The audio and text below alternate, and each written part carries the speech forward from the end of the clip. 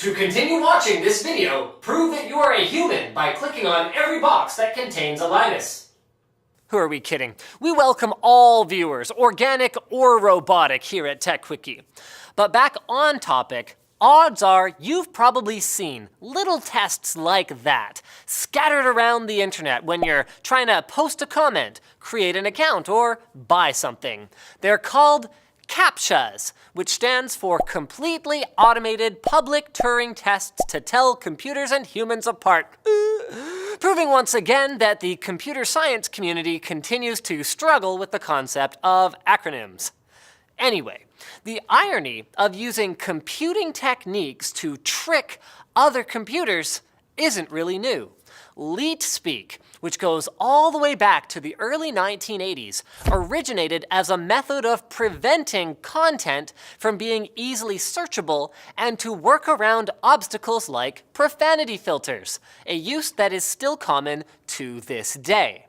But modern CAPTCHA didn't come around until the late 1990s, when the then popular search engine Alta Vista, man, I'm old, was trying to find a way to prevent bots or automated computer programs from adding tons of spam and malicious URLs to their link database.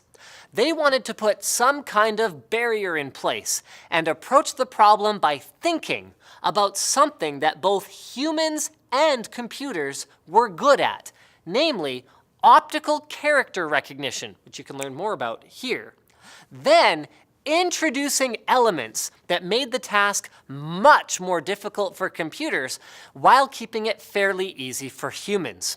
And since computers of the day could only recognize clear, easy-to-read text, Alta Vista's engineers forced the user, or the bot as it were, to read a puzzle with distorted, misaligned text with stray marks in order to submit a URL to the database. Cool, right?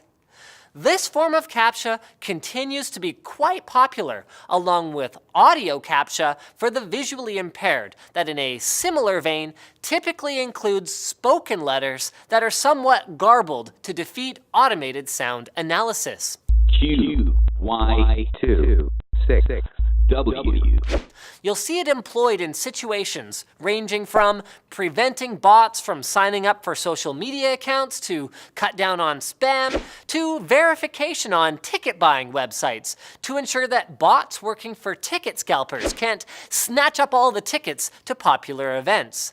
You might even see CAPTCHAs more frequently if you're using a VPN service, as many website administrators are aware that VPNs are a popular tool that scammers can use to conceal their identities. So a request from a known VPN IP address is more likely to trigger a CAPTCHA prompt.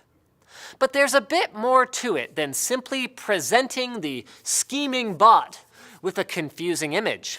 CAPTCHA scripts also need to be written securely so that the correct answer isn't available to the bot through a back door. For example, some CAPTCHA scripts, especially many freely available ones, render the text on the user's computer instead of on the server and handle the answer in plain text, meaning that a bot can be written to steal the answer without ever solving the puzzle. But even if proper security is implemented, bots are also getting a lot more sophisticated than they used to be, and greater processing power has enabled them to use machine learning to get better at solving these kinds of CAPTCHAs. So everything from image recognition puzzles to trivia questions have been employed to stay one step ahead of the spam bot arms race. But Linus, what about those prompts that I've been seeing these days that just say, "I'm not a robot," and then I just check a box? I mean, couldn't a robot do that? How does that work? Well, this is a pretty cool mechanism from Google called No CAPTCHA. It actually tracks your mouse movements right before you check the box. Humans tend to move their mice in wiggly, imperfect ways when they want to point at something, whereas this behavior is usually absent with a bot. No CAPTCHA also looks at your IP address and cookie activity to see if it's probably consistent with a human instead of a bot. And this automation has made it much faster and less frustrating for the user, increasing its popularity.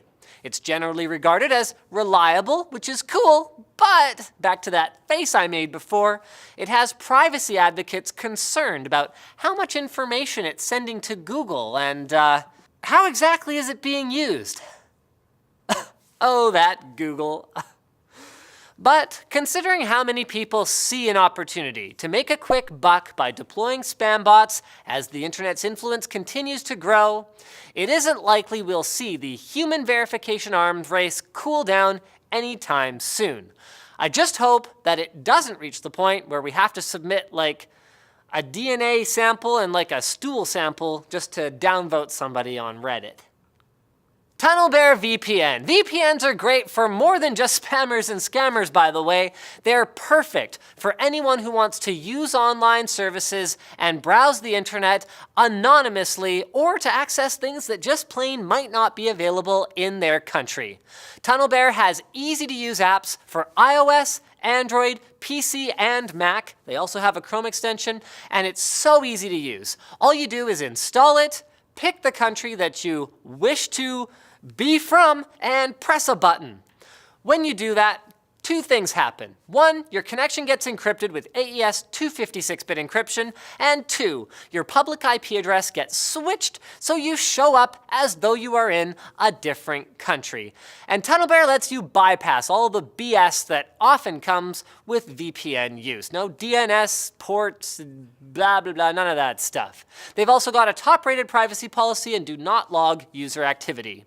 So try it out for nothing. 500 megabytes, free data, no credit card required, and when you go, wow, this is great, I can watch that soccer game, or I can buy that thing, or whatever, you can get an unlimited plan and save 10% by going to tunnelbear.com/Linus. So thanks for watching, guys. Like, dislike, leave a comment if you have a suggestion for a future video. Most of the suggestions are terrible, but every once in a while a gem does come in, so kudos for that. And as always, don't forget to subscribe for more videos just like this one.